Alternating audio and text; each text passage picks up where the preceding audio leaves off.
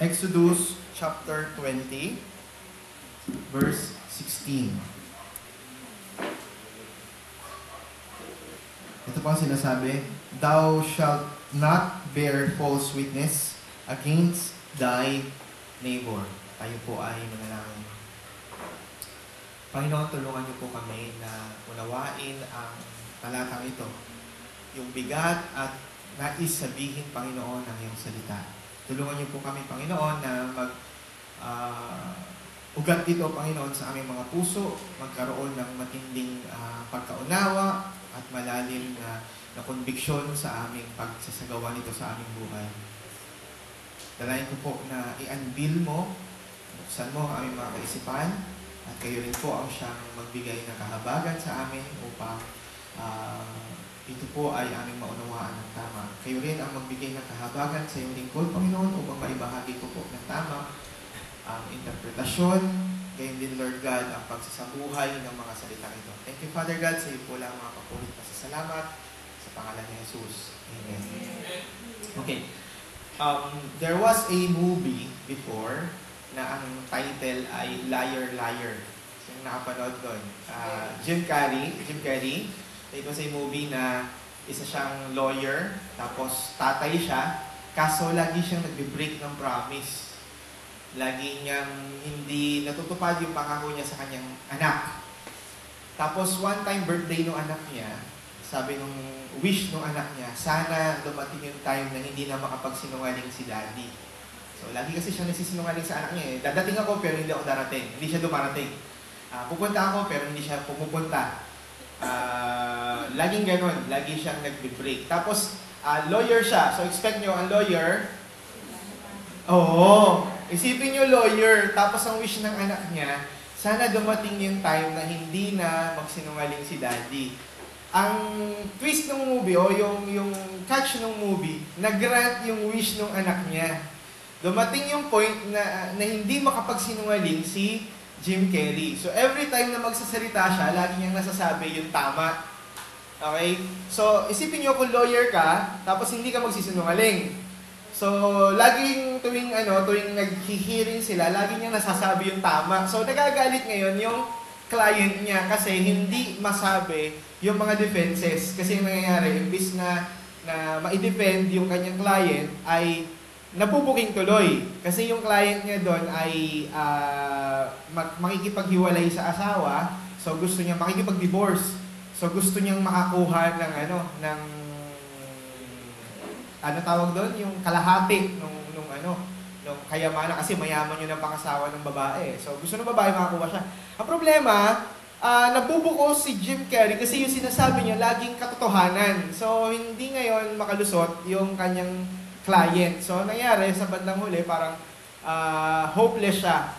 Pero naisip niya na bakit hindi niya sabihin yung mga totoo at humanap siya ng paraan para manalo sa pamamagitan ng katotohanan. So, nakita niya na meron palang problema yung kasal ng babae sa kanang lalaki kasi minor yung girl nung kinasal sila ng lalaki. So, nakalusot sila, napineki pala yung papeles ng babae, kaya in the end, nagbayad yung lalaki dun sa babae nung nagkaroon sila ng divorce. So, napanalo niya yung kaso kahit katotohanan yung kanyang sinasabi. Maganda yung movie na yun. Maganda yung message ng movie. And meron siyang tama. Okay? Sa maraming tao, sa totoo lang. Sapagkat ang mundong ito ngayon ay punong-puno ng kasinungalingan. Okay? Ang mundong ito ay punong-puno ng kasinungalingan. Which is, kahit ang mga bata po ngayon, hindi nyo turuang magsinungaling, ay marunong na sila magsinungaling. Sabi umating kasi ako ng PTA meeting nung Friday sa school ng mga bata. Tapos ang sabi nung kanilang principal, yung mga grade 1 raw ay napaka-innocent. Yan. Ang grade 2 raw ay nagsisimula ng ma-develop sila. Pag grade 3 raw ay malunong na magsinungaling. Sa isip-isip ko, I beg to disagree. Kahit na kinder yan, marunong na magsinungaling yung mga yan.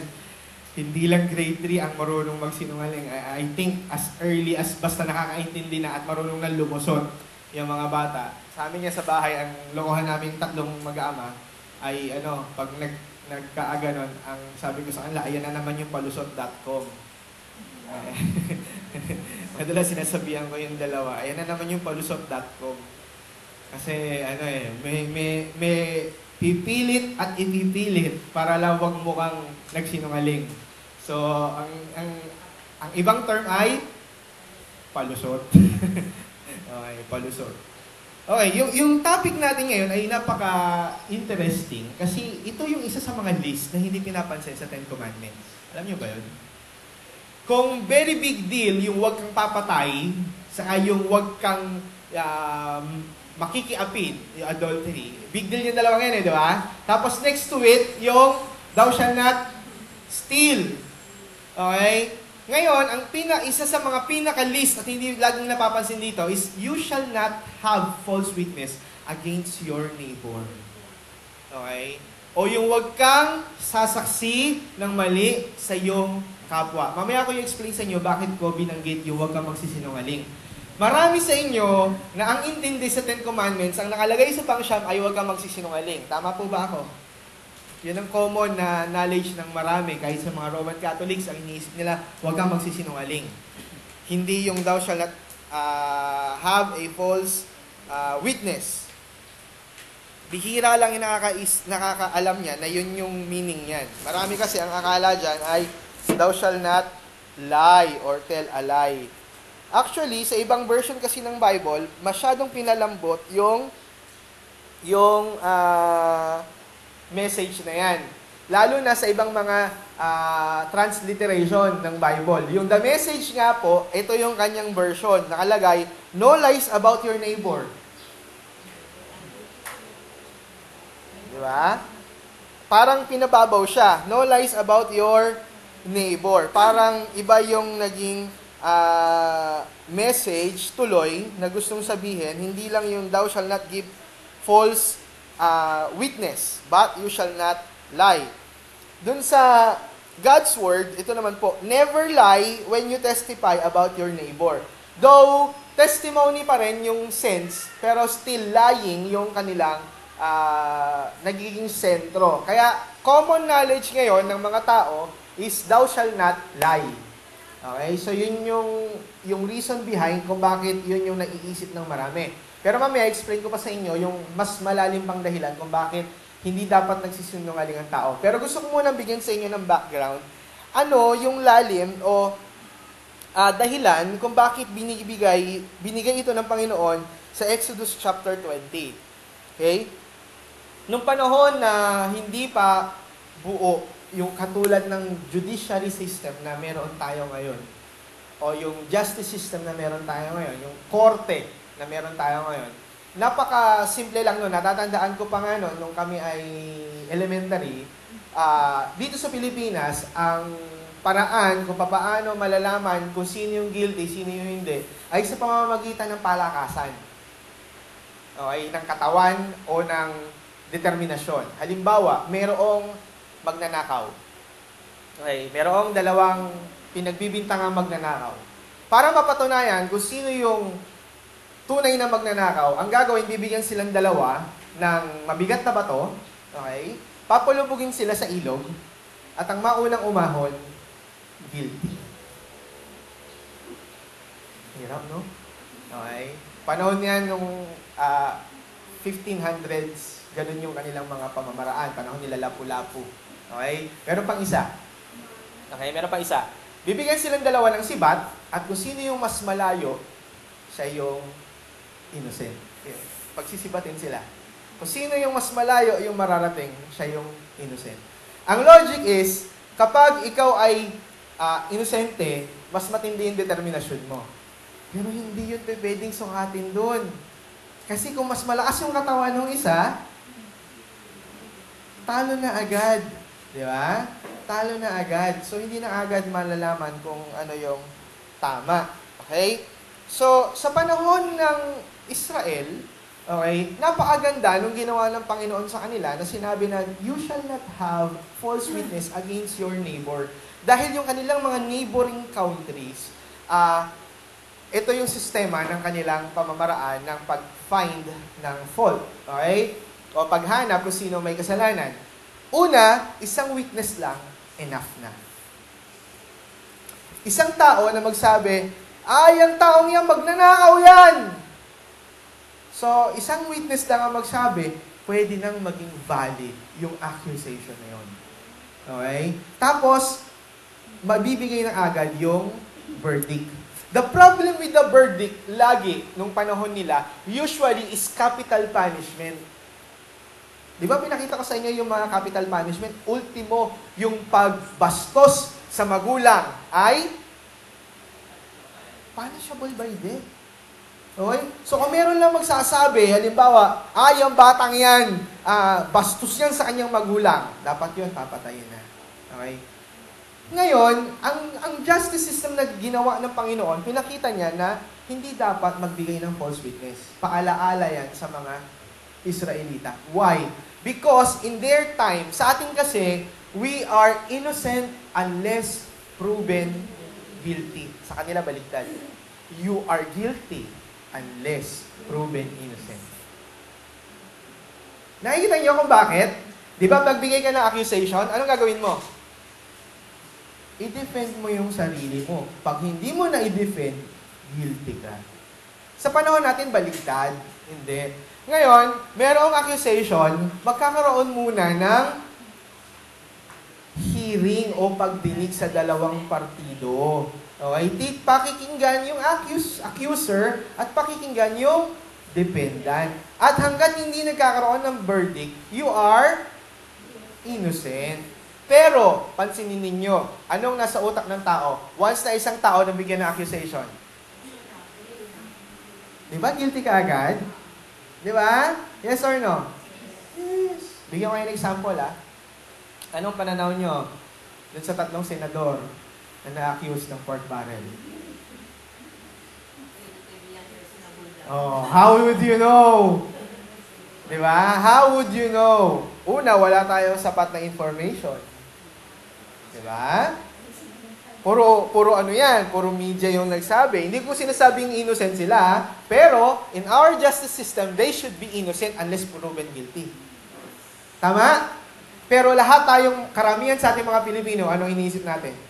Drawing na agad tayo, na yung 3 senador, mayroong katawang baboy. Di ba? Tama ba? Yes or no? Yes. Ganon kasi ang normal na utak ng tao. Normal na tayo na iniisip natin that a person who is accused is already guilty. Di ba? Bigyan ko pa kayo ulit isa pang example. Pag merong nag-chismis sa inyo, patungkol sa inyong kakilala, anong iniisip nyo agad sa kanila? O yung kapitbahay doon natin, buntis. Tapos yung kapitbahay din natin, yung ama. Bulong lang. Bulong lang yun. Ano iniisip nyo agad? Totoo. Totoo yun. Di ba? Oo. So, ano gagawin mo? May kwento mo na rin kagad sa iba. Diba? Kasi meron daw babae. So, ano mangyayari? Ano iniisip kagad natin? Totoo yun. We always tend to judgment kaagad, na iniisip natin kaagad na totoo, kahit hindi pa yan na ipuprove. Tama? Kaya napakaganda ng ginawa ng Panginoon that you shall not have a false witness. Hindi ka dapat magsabi ng hindi tama patungkol sa iyong kapwa. Ano ang sense nitong kautusan na to? This law protects your neighbor from your what will you say against him or her? Okay? Kapag salita yan, ang tawag dyan, slander. Kapag sulat yan, ang tawag dyan, libel. Okay? Sa Tagalog, ang tawag dyan ay paninirang puri. Kapag hindi ka nagsabi ng totoo patungkol sa iyong kapwa, yan ay paninirang puri. Okay? Bakit paninirang puri? Okay? What is puri? Yan ay dignidad, dangal, refutation. Okay? When you say paninirang puri, sinisira mo yung dangal ng kapwa. That's why when you say false information against somebody, kapag nagsasalita ka ng maling impormasyon sa isang tao, iyan ay paninirang puri. Okay? Tama po ba? Okay, let's go back again to the justice system that's created by God. Okay. Ang maganda pa sa ginawang justice system ni God, okay, hindi lang doon sa false witness, but magkakaroon ng fair trial. Bakit? Si God, hindi siya pumapayag ng isang witness lang. Tingnan nyo sa Deuteronomy 19 verse 15. Deuteronomy 19 verse 15.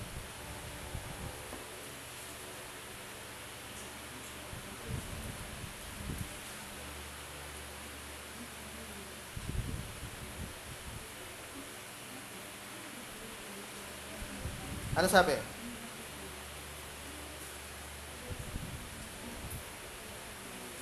Deuteronomy 19. Sige pa pakibasa. A single witness shall not suffice to convict a person of any crime or wrongdoing in connection with any offense that may be committed.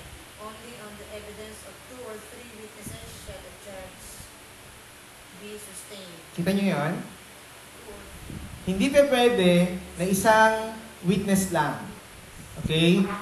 Sa justice system ng Israel, hindi pa pwedeng isang tao lang ang siyang mag-a-accuse. Okay? Napakaganda nun kasi hindi pa pwedeng baka galit lang yung taong yun. Or baka naiinggit lang yung taong yun kaya gusto niyang sirain yung isa.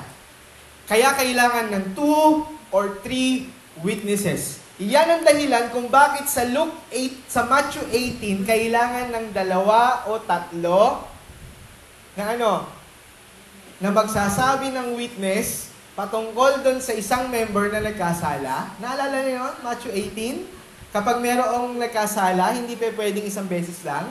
Kailangan i-confront nino ng 2. Merong isang witness, tapos 2 yung mag-confront. Pag hindi nakinig, kuha ka pa ng isa. Pag hindi pa ulit, church.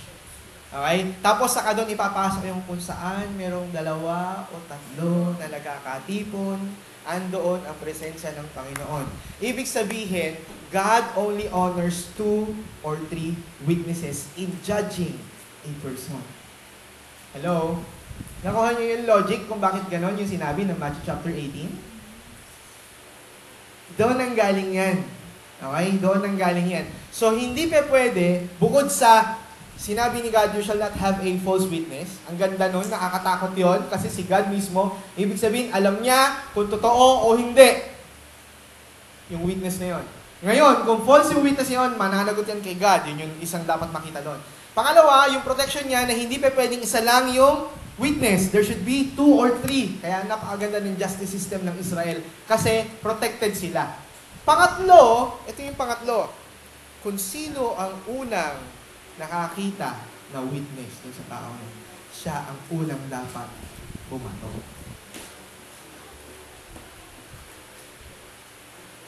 Basahin niyo po Deuteronomy 17, verse 7.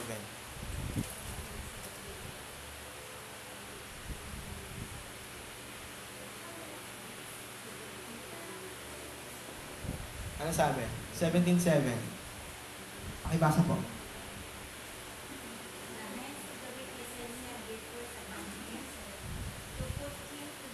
See? And afterward, the hands of all the people, so thou shalt keep them taken away from among you.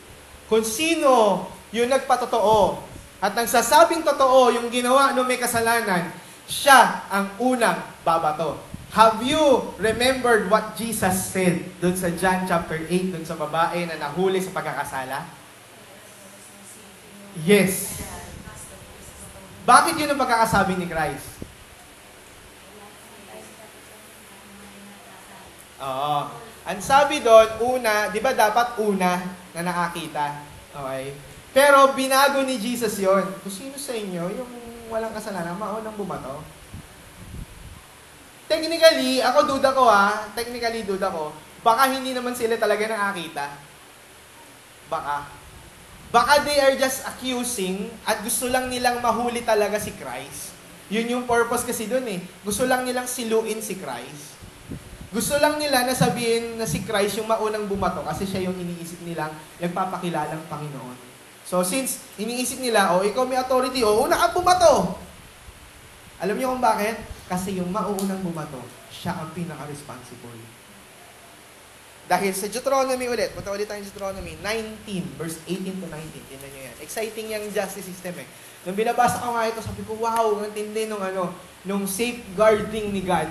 O paano niya sinafeguard yung mga ina-accuse para hindi akusahan or hindi maparusahan yung mga hindi naman totoong guilty. Kasi nga sa kanilang system is you are guilty unless proven innocent. Baligtad eh. Okay, so ano sabi dyan? Verse 18 to 19. Anyone who does not heed the word that the prophet shall speak in my name, I myself will hold accountable. Okay. But any prophet who speaks in the names of the other gods, or who presumes to speak to my name, a word that I have not commanded the prophet to speak, the prophet shall die. Dali po. 19. Verse 18 to 19. Chapter 19 po, Deuteronomy. And the judges shall make diligent inquisition, and behold, if the witness be a false witness, and has testified falsely against his brother, then shall they do unto him. And as he had thought to have done unto his brother, so shall thou put the evil away from him. Ito yon. Yung witness, di ba sabi ko sa inyo, siya ang unang dapat bumato. Ngayon, kung yung witness na yan sinungaling, ano mangyayari? Siya, ibabalik sa kanya. Yung parusang gusto niyang mangyari, dun sinaakusahan. Parang kay Mordecai. Oo, parang kay Mordecai na, di ba, gusto niyang mamatay yung mga Israelites? Bumalik sa kanya. Yun yung gustong mangyari ni God. Para magkaroon ng takot ang mga Israelite that they should not have a false witness against other Israelites. Di ba ang galing na paaganda ng safeguarding? So ngayon ikaw, kung mali yung accusation mo, hindi ka mag-a-accuse o hindi ka magpo-false witness. Bakit? Babalik sa'yo yun pag napatunayan. Oo, tatamaan ka agad ng parusa na yun. Sa'yo babalik yung parusa kapag hindi ka tama yung iyong pag-witness. Kaya ang ganda nung kung tutuusin, parang wow, apakaganda nung justice system na meron sila. Nakuha nyo? Nakita nyo yung ganda nito na napaka-early pa ng kanilang politics, ng kanilang justice system, but God created it very safe for His people. Kaya nga, sabi ko, wow, ang galing-galing naman niya. Pero, minsan iniisip natin, napatungkol lang yan doon sa pag-false witness. Pero what is false witnessing?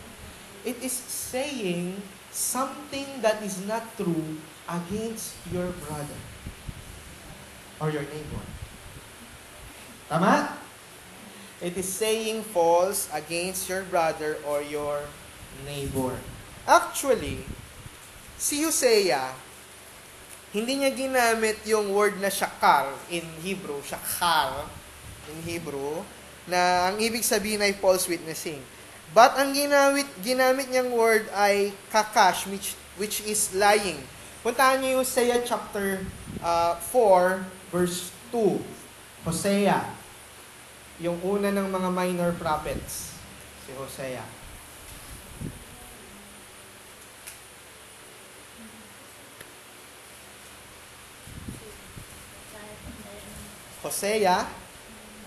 Hosea, chapter 4, verse 2.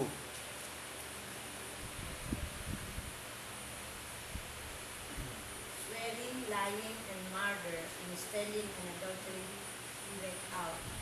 That's shed follows that. Okay. Ina-accuse ni Hosea ang Israel ng mga kasalanan na yan. tingnan nyo, meron ba kayong mapapansin dun sa list ng kasalanan na yan? Swearing, lying, murder, stealing, ano pa? Adultery, ano pa? Bloodshed. Ano yung mga sins na yan? Ano yung mga sins na yan? Hindi ba yan yung last 6 ng 10 commandments? Murder, stealing. Bakit walang false witnessing dyan? Anong ginamit? Hindi false witnessing yung ginamit dyan eh. But, lying. Hosea, take it as yung weight ng false witnessing, same as sa lying.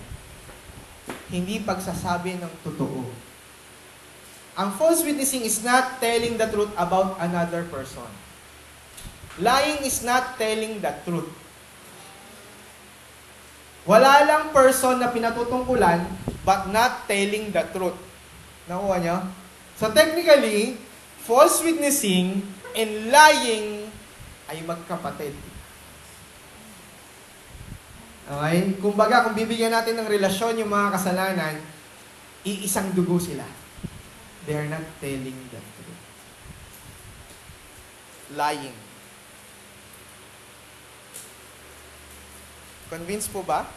Tama? So we can take it as lie. Okay. Yung false witnessing, kasama sa false witnessing, yung sabi nga sa inyo, slander, o yung paninirang puri, kasama rin dyan yung, mamaya i-identify natin ng gusto yung tatlong yan. Yung mga kasama dyan.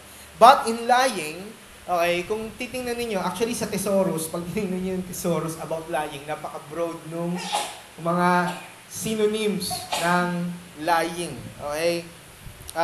Ito yung mga nakita ko na laman ng lying. Fabrication. Okay? Tama ba? Dishonesty. Okay? White lies. Half-truths. Flattery. Tama ba? Yung minsan na alam mo, ang ganda-ganda mo ngayon. Pero totoo, hindi naman. Di ba? Iniisip mo, hindi naman talaga nagagandahan. Kaya lang, dahil boss mo siya, uy, ma'am, ang ganda ng damit nyo ngayon. Oo. Well, sa isip-isip mo, no, mukha kayong pobre kama. Mukha kayong tablecloth. Ganyan-ganyan yung tablecloth namin doon sa kinainan naming restaurant, checkered. Di ba?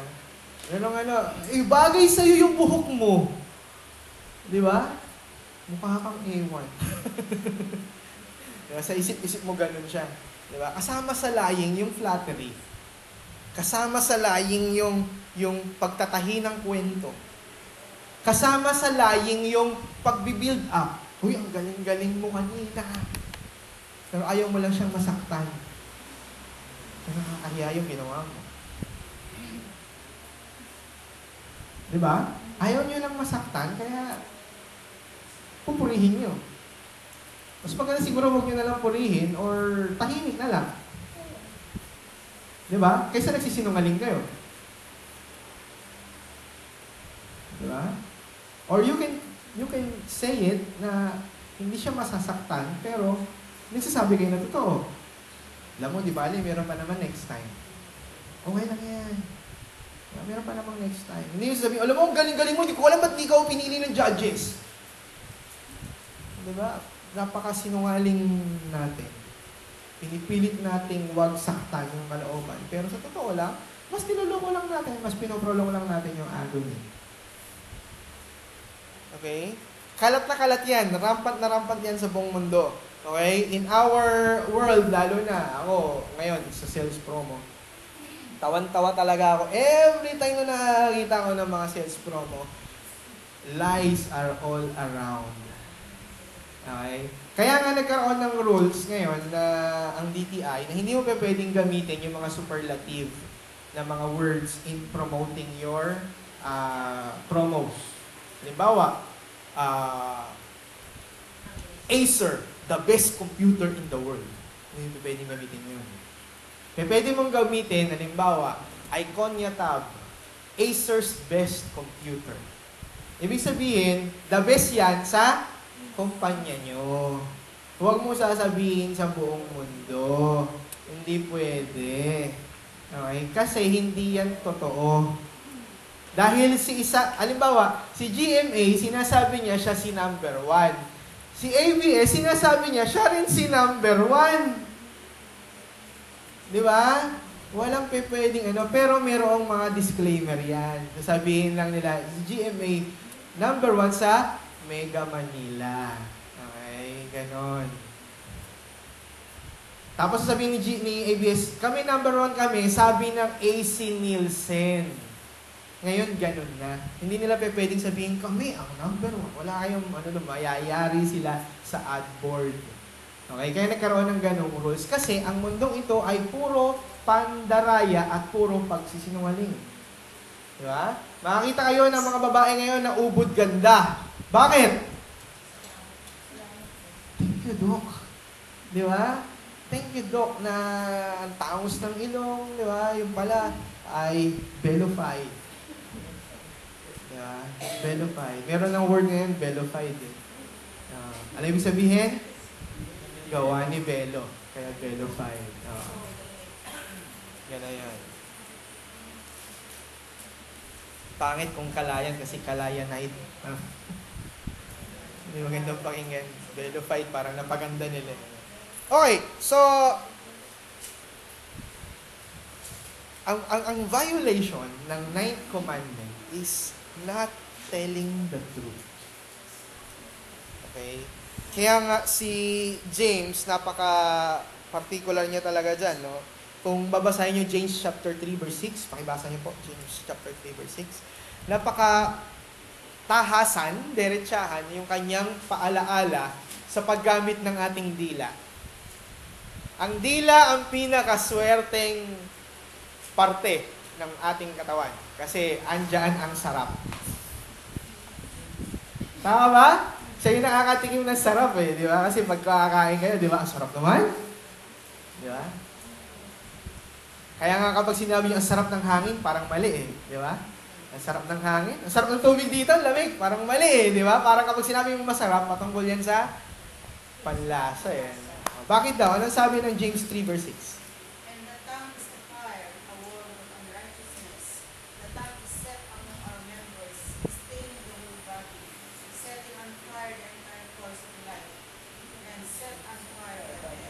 Grabe, di ba? The tongue is what? Is a fire. Ako yan. What we will say will give a fire. Sa totoo lang. Di ba? Kahapon, tinesting ko lang yung kambal ko Kasi merong chismis na dumating sa akin. Biniro ko yung dalawa. Pero, kwento-kwentuhan. Sabi ko, doon sa sa sizzling pepper steak. Saka yung, katabi na?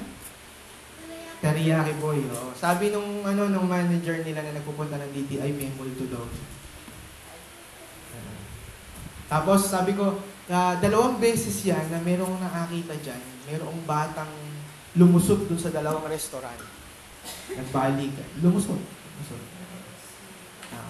Alam niyo kung ano reaction ni Grace? Dad, huwag na tayong kakain dyan. Hindi naman verified. Okay? Hindi naman napatunayan totoo. It is a kwento-kwento. Pero nakita ko agad yung effect sa kanila.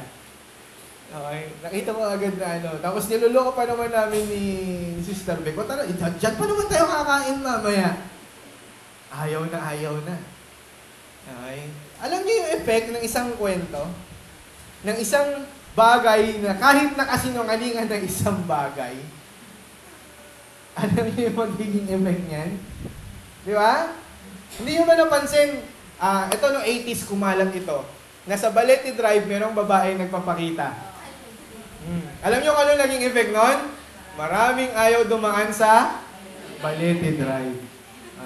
Subukan nyo lang magkwento kayo. Ay, yung bahay na yan, haunted house yan. Kakalat yun. Okay? Kwento nyo lang. Tapos, ano mangyayari doon sa bahay na yun? Iiwasan yun, kakatakutan yun. The tongue is a fire. Na kapag nagsabi tayo ng isang kasinungalingan, hindi lang natin nakikita pero malaki yung effect niya. Okay? Kaya nga isang artista, kung alam nyo lang yung science ng marketing, okay? Science ng marketing, sabi ng professor ko nun sa marketing, marketers is the best liar besides the lawyers. Sabi nung professor ko sa marketing, nasa marketing daw lahat ng sinungaling na tao. Bakit? Kahit pangit isang bagay, kayang ibenta ng isang mahusay na marketing. Alam niyo ba yun?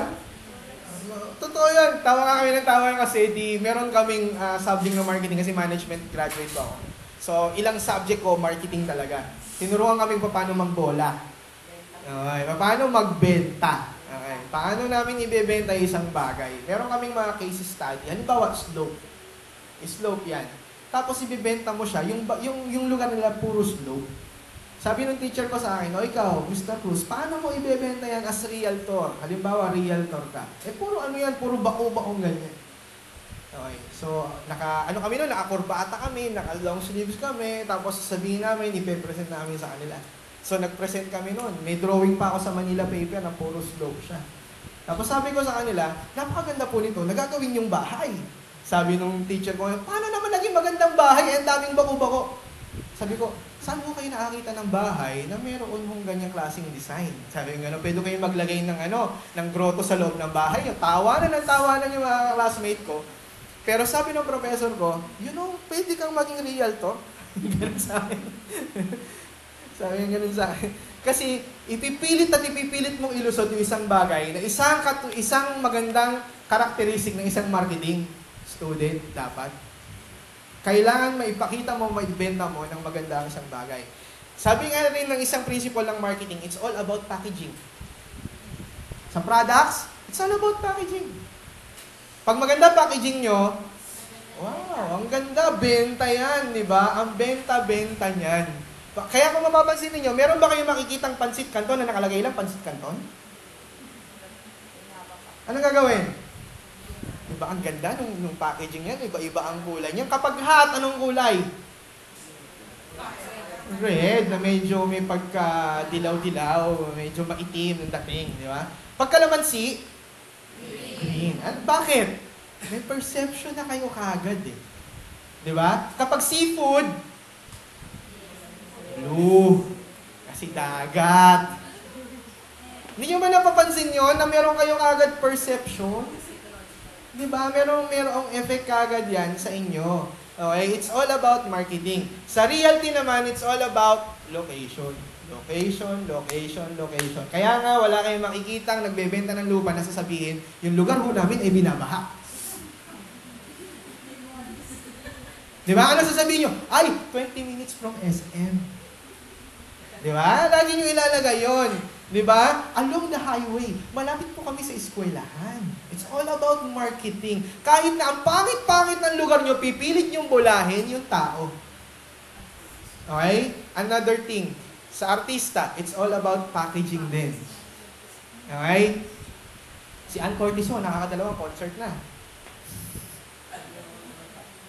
Di ba? Una yung ambisyosa. Isipin niyo yung si Ann Curtis, nung una ko talaga napanood yung pinalabas sa Channel 2, nag-status talaga ako sa FB. Walang kakwenta-kwentang concert. Kasi wala talaga tumamang nota eh. Tapos binigyan ng concert. Sa bagay, yun yung title, Ambisyosa. Ang nakakatawa doon, umulit. Ang title, Ang Kapal. At ang nakakatawa doon, jump pack ang Araneta. Oo. Alam nyo ba na, I think parang 2 weeks before the concert, sold out yung ticket? It's all about the packaging. Di ba? Hindi nyo kailangan na maging mahusay ngayon. Chris Aquino has his own album. Oo, kaya nga. Pero bumenta. Di ba? Maniniwala ba kayo kay Dennis Trillo sa kay Tom Rodriguez na singer sila? Tapos nag-double platinum? Mapapamura kayo eh. Di ba? Si Boy Abunda, ano ba namang klaseng mundong ito? Di ba? Puro yan kasinungalingan. Di ba? Everything is a lie. Sabi nga ni Claire de la Puente, nung nag-guest sila ni Imelda Papin, noong araw, ang panahon nila, kapag naglalabas sila ng album, talagang ang tao sa raon ay sangkaterba kasi nagbibilihan ng plaka. Bilangan ng nabibiling plaka, yun ang labanan. Noon yun. 70s. Ngayon hindi. It's all about popularity. The packaging. The packaging. The packaging. Kailangan nyo lang i-package yung isang artista para sumigat siya. Okay? Paano yan ginagawa? Press conference. Okay? Sa isang produkto, sa mga ahensya, sa marketing, marami na akong alam sa ngayon kasi nung napunta ako ng sales promo, nakita ko pa paano nila i-build up yung isang product. Okay? Halimbawa, merong sardinas ngayon si Sir Chief. Nakita niyo yun? Family. Alam nyo kagad yun. Alam niyo ba yung family na yan ay bakyayan? Walang kakwenta-kwentang sardinas sa market. In terms of hindi siya nabibili before. Okay? Kung naalala ninyo, nagkaroon ng isang commercial o brand ng sardinas din si Cesar Montano. Yung tatak barko. Mega. Family and Mega is one. Iisa yan. Rebranding ang tawag doon. Hindi sumigat yung Mega Sardines under Cesar Montano. So they came up to another strategy. Let's call it family. Okay? Para mas maging malapit sa family. Kaso hindi rin siya sumikat. Kasi family siya. So what they do is, we should have a family image model na pwede natin gamitin. And they came up to Sir Chief. Makikita nyo ngayon sa SM, katabi na ng Ligo ang family. Okay? Maniniwala ba kayo na laging kinakain ni Sir Chief yung family sardines na yun, araw-araw? Di ba? Di ba? Si Chris Aquino, maniniwala kayo gumagamit ng Cherry Mobile? Oh. Pero bakit sila ang model ng mga bagay na yon? Di ba? I was a friend of Chris Bernal. Yung sister ni Chris Bernal is friend of mine. Taga dyan yan sa May San Antonio. Kaibigan ko siya kasi she's working with Smart. Okay, sabi sa akin ni Kate, sabi niya, alam mo ba, na nung nag-model si Chris sa Rejoice, pinamimigay niya lang yung kahong-kahong Rejoice sa GMA sa mga tao. Kasi kapag naging model ka, sa katerba ipapadala sa'yo dahil kasama yung sa kontrata, kaya ka endorser. Pag endorser ka, you will use that. Ang tanong, gagamitin niya ba yan? Hindi. Ba't siya gagamit ng Rejoice? Di ba? Siyempre, ang gagamitin yung artista yan, may pambili yan, ba't ka bibili ng Rejoice? Di ba? Siyempre, bibili ka ng mamahalin, yung mabango. Di ba? Hindi ka bibili ng ng tigwa 100 plus lang yung isang bote. Siyempre, bibili ka ng mamahalin na. Okay, we use Body Shop, di ba? Ganon. So, it's all about lie. All of these are lies. Pero sa totoo lang, ito yung pumupuno sa mundo natin. Okay? Ito yung pumupuno sa mundo natin. At ito nakakatakot kasi ito yung pinaniniwalaan ng maraming tao at guilty rin tayong lahat sa lie. Hello? This world is full of lies and what is kumbaga napakahirap kasi kapag yung lie ang siyang umiral, lagot na. Ngayon, in regards to another person, bakit pinoprotektahan ni God yung ibang tao?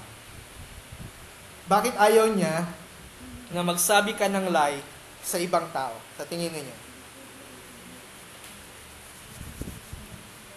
Ha?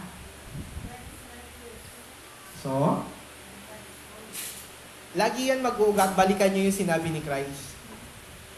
Ano yung summary ng commandments? Number 1, love the Lord your God. Okay. And But when you tell lies about that person, hindi mo mahal yung tao. And most of the time, umiiral doon yung pagmamahal mo sa sarili mo. Sarap kayo magkwento. Di ba? Bida ka kaya kapag nagkikwento ka ng mga pangit na salita patungkol sa ibang tao. Actually, sa Corinthians, punta kayo sa 2 Corinthians 12, verse 20. Tingnan natin yung iba't ibang mga terms na ginamit ni Paul. 2 Corinthians 12:20.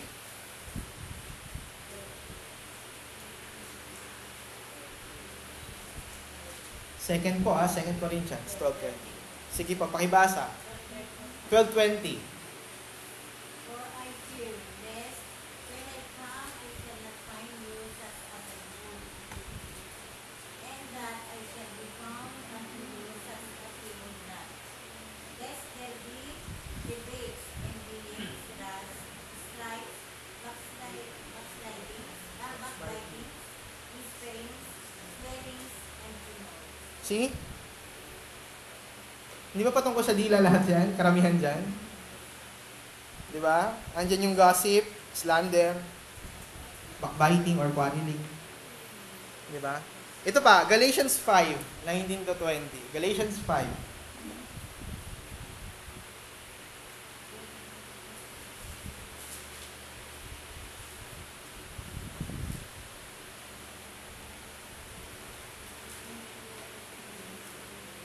(5:19-20), Galatians.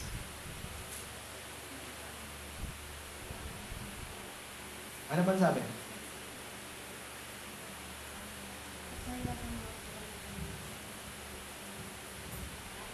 Now the works of the flesh are obvious: fornication, impurity, licentiousness, idolatry, sorcery,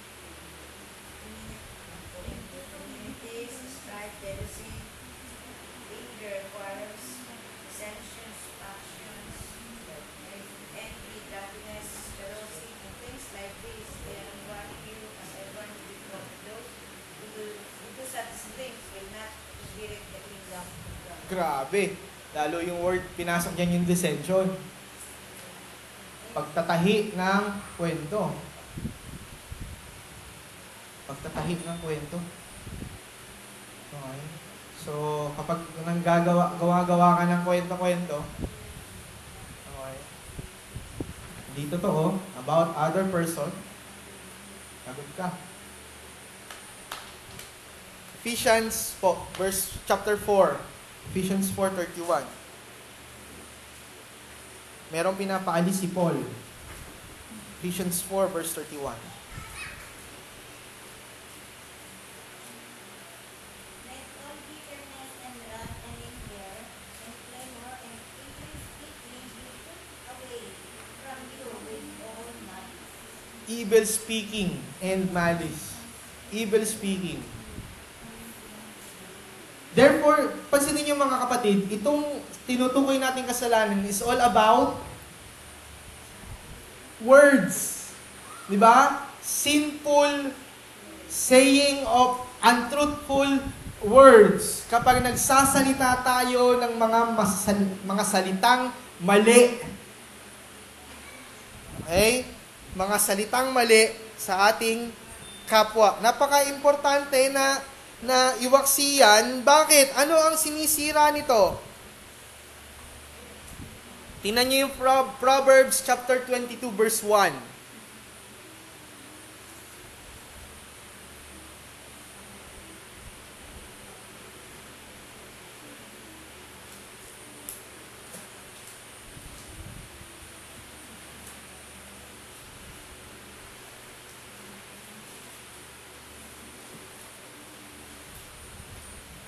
A good name is to be chosen rather than great riches, and favor is better than silver or gold. See?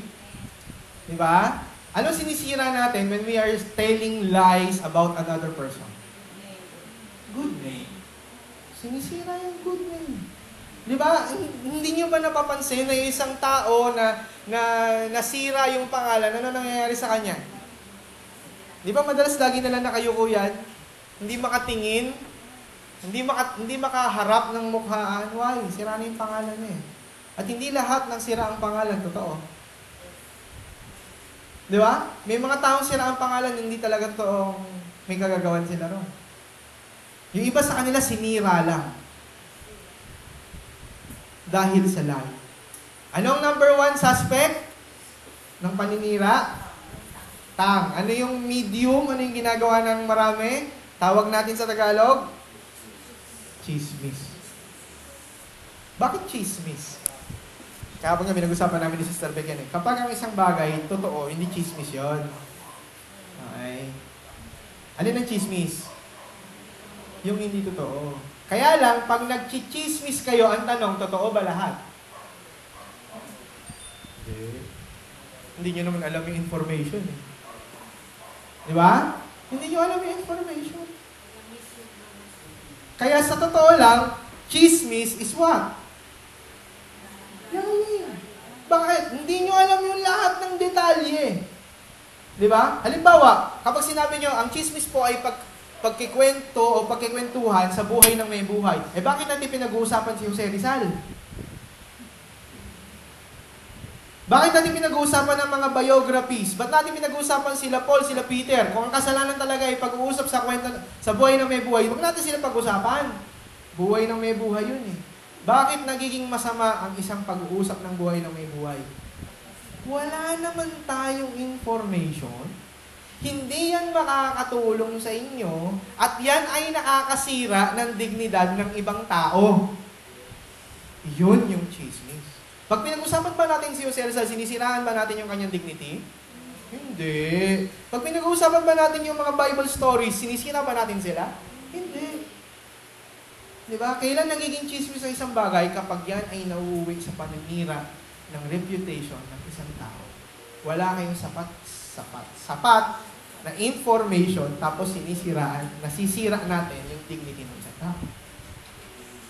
Okay? Actually, 3 yung apektado sa chismis. Alam niyo ba yun? Na 3 yung affected na parties sa chismis. Number 1, yung nagchichismis. Okay? Yung nagchichismis, guilty yon. Bakit guilty? Ha? Kasi siya yung pasimuno nung pagsasalita ng lies. Kaya dapat pitpitin ng dila nun. Siya yung nagkikwento eh. Siya yung nagpapasimuno eh. No? Okay, so you are telling untrue things. Pero, hindi rin ligtas yung nakikinig ng chismis. Kaya dapat pitpitin naman yung tenga nun. Bakit? Siya naman yung receiver ng lies. Diba? Apektado sila pareho sila. Actually, kawawa sila kasi they are all guilty. Pero guilty rin yung pinagchichismisan. Kasi kaya siya pinagchichismisan, meron siyang ginawa, usually. Diba? Hindi naman kayo magchichismis. Alam mo yung kapitbahay natin, ang bait-bait na may na husband. No? Walang kwenta, di ba? Wa-effect eh. Wa-effect. Hindi maganda pagkwentuhan eh. Parang ano, uy, alam mo yung nanay doon, napakasipag. Ang galing, talaga umaga pa lang, gising na kagad. Nakakatuwa. Tapos kakalat ba yon? Hindi. Walang kumakalat na magandang balita sa magkakapitbahay. Siguro kung nanalo sa loto, yun, kakalat yun. Pero kung masipag yung kapitbahay, hindi kakalat yun. Di ba? Ay yung umuwi ng gabi, tapos may naghatid, tapos may kahalikan sa labas. Ay, kakalat yun kagad. Di ba? Kalat yun, boom, panis. Di ba? Sigurado. Kalat yun kagad. Di ba? Bakit?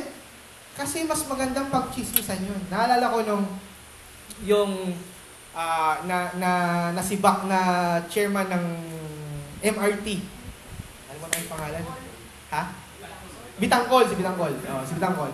Nung nagkakaroon ng problema sa MRT na ang pila ay mula istasyon hanggang West Avenue. Naranasan ko yun last year.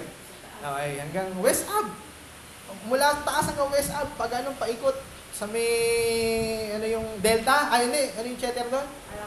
Paramount. Pag ganun, yung pila doon, tapat na ng SM. Nung time na yon, laging nababatikos ni Tulpo, ng Tulpo Brothers, ng tatlong Tulpo, si Bitangkol. Di gumawa ng ng aksyon. Nagawa naman ng ilang araw. Tapos bumalik na naman yung problema. Tapos tinawagan na naman ni Tulpo. Sabi ni Bitangkol, bakit po ba kapag maganda yung ginagawa namin, hindi nyo binabalita? Sabi ni Tulpo, natural. Sabi niya gano'n, pwede bang ibalita yung good news lang? Mas masarap pag-usapan yung pangit. Totoo naman, di ba?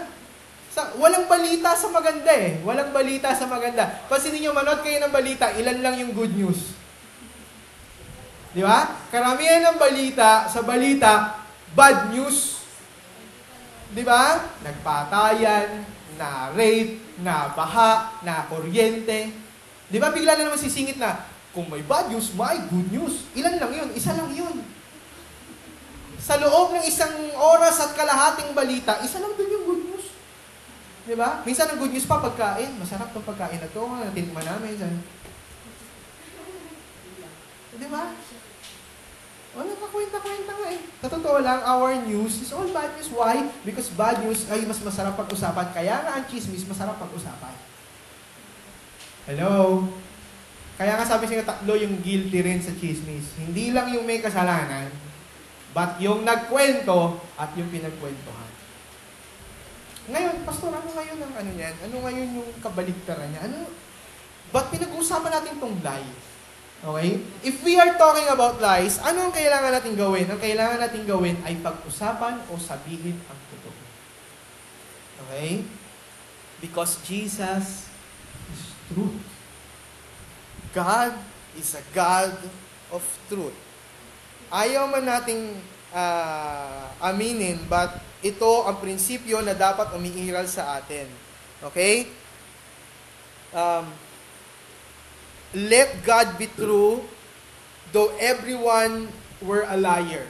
Romans 3 verse 4. Okay? Sulat nyo na lang yung mga verses na sinasabi ko. From the Father, full of grace and truth. Ang sabi ng John 1:14. Galing sa Ama ang truth. There was no deceit in His mouth. Sabi ng Isaiah chapter 53 verse 9. Tama po ba? Si Christ. Okay? Everyone who is of the truth listens to my voice. John 18 verse 37. Ito pa yung famous verse. Jesus is the way, the truth, and the life. Sabi niya, I am the way, the truth, and the life. Sabi ni Jesus. Therefore, we should be truthful in everything. Hindi tayo dapat nakikinig sa lies at hindi rin tayo nagpapakalat ng lies. Okay? Ito yung paalala ko, tatlong paalala ko sa inyo na dapat ninyong tandaan. Okay? With lying, number 1, we sin against God, to other person, and to ourselves. Okay? Sa pamamagitan ng lying, we sin against God, to other persons, and to ourselves. Sa sarili nyo.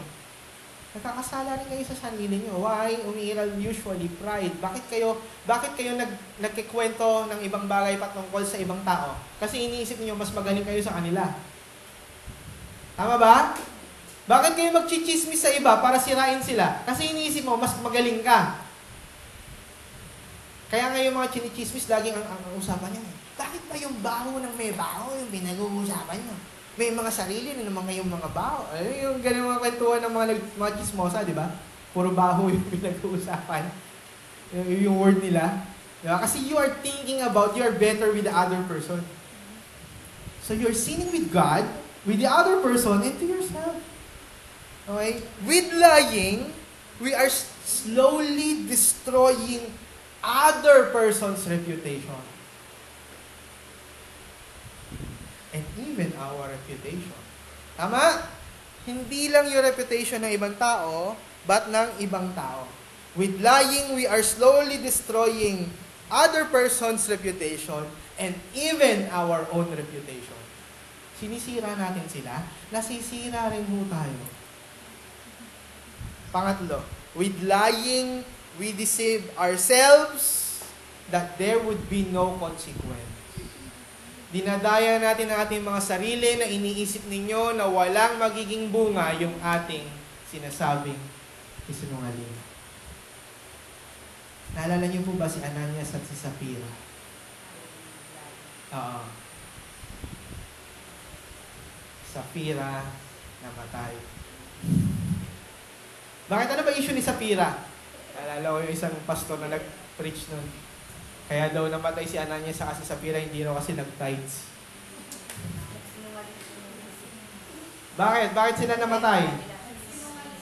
Nagsinungaling sila ng presyo ng pinagbentahan. Kasi tinanong sila ni Peter, ito na ba lahat? Hindi naman issue sa kanila kung ibibigay o lahat. Hindi. Ang issue doon yung nagsinungaling sila na yun na lahat. Kasi sabi nga ni Peter, di ba ikaw ang may-ari niyan? Di ba? Ikaw ang may-ari niyan. Kung magkano yung pagbebentahan niya, magkano ang bibigay mo sa mga disipulo, sa mga disciples, wala namang problema. Ikaw may-ari niyan. Bakit ka nagsinungaling? So, ang issue dito ay yung lying. Ang masama pa nun, nag-connive yung mag-asawa. Kasi pagdating ng asawang babae, tinanong, ito na ba talaga lahat ng pinagbentahan? Ay, opo.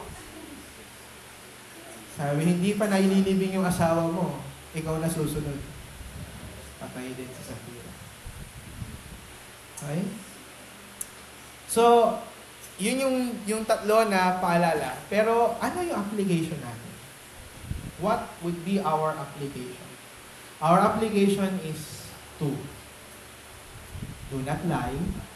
Number 1. Number 2, do not listen to lies. Number 1, hindi tayo dapat magsinungaling. Pangalawa, hindi tayo dapat makinig sa kasinungalingan. Hello? Okay.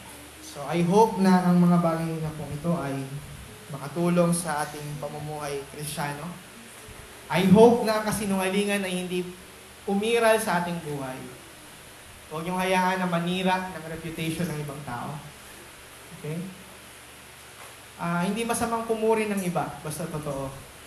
Okay. Hindi, nakakatawa naman yung ibig mo, ang dami-dami nagsisiksikan. Kasi sungki-sungki pala. May panlalait no? May panlalait na kasama. So, I hope na in every words that we're going to utter, it should be glorifying before the Lord. Lahat ng sasabihin natin, isipin niyo muna, will it be giving glory to our God?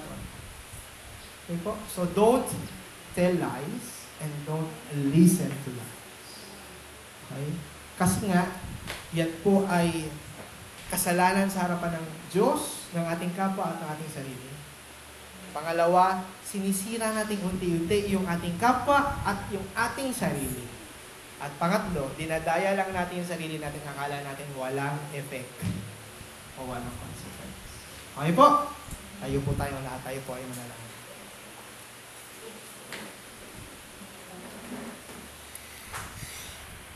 Father, forgive us for many of us are guilty of lying. There are times that we cannot control ourselves, tell things of lies about other persons.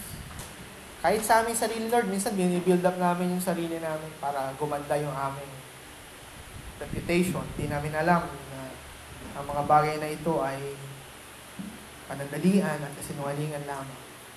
Panginoon, tulungan niyo po kami as we go on with this life to have a truthful living, makatotohanang buhay. Tulungan niyo po kami na mamuhay ng tama, hindi nagsisinungaling. We should live according to the means that we have. We should live according to what we should. Paano kami dapat mamuhay? Yung aming mga sasabihin, Panginoon, help us to control ourselves, na magsabi kami ng totoo. not to hurt feelings, Lord God, or not to condemn anybody, but to build up other persons, not to bring them down.